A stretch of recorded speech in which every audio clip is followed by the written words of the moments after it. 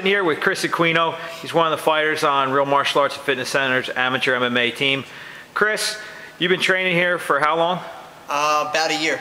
About a year now. And you were a primary wrestler before you started? Yep.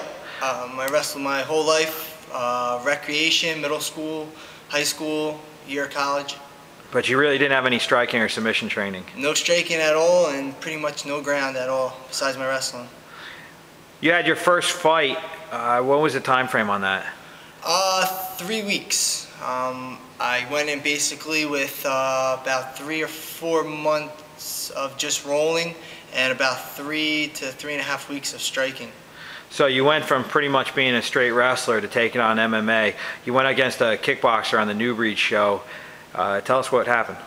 What I did was I took away striking with my wrestling, threw a kick and caught it and just relied on my wrestling, position-wise, and grounded and pounded them.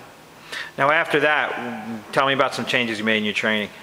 We picked up on my conditioning and strength.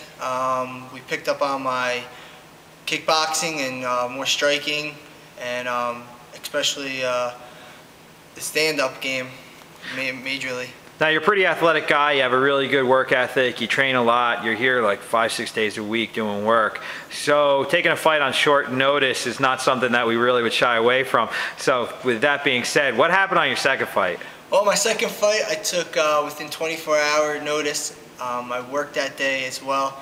I was in decent shape. I started my conditioning program. I was a little bit more involved in my striking. So I took it just to basically see where I was at in my challenge. My opponent was a lifelong martial artist and full-time martial artist as well. What do you do for a living? I'm a construction worker. Yeah, the day that you had to make weight for that fight, which actually the same day as the fight, you had to go to work. You worked all day and then you made it down to Atlantic City for the fight. I think we had to change the weigh-in so you could actually be there and get your weight and all your paperwork done. Yeah, I was actually walking in and people were coming up to me telling me they're looking for me.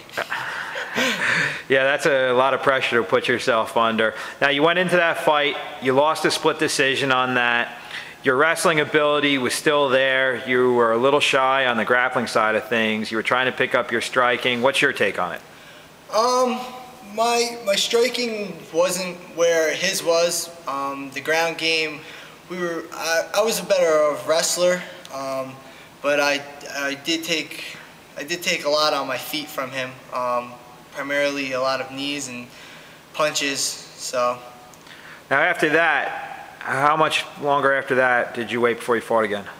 That was November, and I fought in December.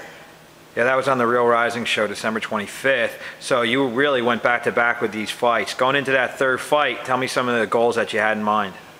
Well, we figured the opponent I took was more of a ground guy, and also had wrestling as well. So we kind of changed strategy up and focus more on my stand-up, because we figured this would be the person to really test it out on, see where I was at. So we picked up on my stand-up game, and we went in there pretty much with a lot more stand-up game, focusing on a lot of combos, a lot of leg kicks, knees. So I really tried taking it more on my feet than on the What ground. happened in the end result there? The end result, I was pretty much doing very, very well on my feet. I kind of got caught with a very, very, very well leg lock on the ground by him, but I was pretty much, I didn't really worry about my wrestling so much. I just tried working them on my feet. Yeah, that happens sometimes. If I remember correctly, you were doing work, you had good position, you were definitely winning the fight on the feet, you were winning the fight on the takedowns, you pulled that leg lock pretty strong. He did set you up for it, but again, that's where the lack of experience comes in. That happens. Now, you've got 3 fights under your belt. You're 1-2. You know, you've really challenged yourself. You've taken on some pretty hard opponents for the level of training you're at. Give me some ideas on where you're going from here. From here now, I'm in here, like you said before, I'm in here 5-6 days a week, 3-4 hours a week, day a week. We're focusing on a lot of, my goals are be able to do a lot better stand-up, a lot more mat awareness on the ground. My conditioning is very well, going through the conditioning program every day. But I'm looking for April, the end of April, to get back in the cage.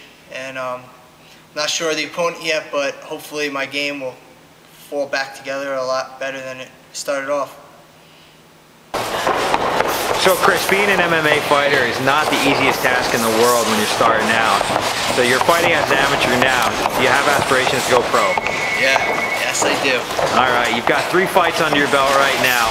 Now, to give people that are watching an idea of what it takes to be an amateur MMA fighter, at least what we consider to be an amateur MMA fighter here at Real, because we're pretty committed to our competitive game.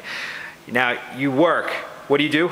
I am a low voltage electrician, construction worker basically. So you're putting in a full-time job during the week? Yep, 40 to 45 hours a week. How many hours are you doing on training? Between 3 to 4 hours a day, 6 times a week. Right into the right. Chris, as a fighter at Real Martial Arts and Fitness Center, give us your side of training. What's it like training here?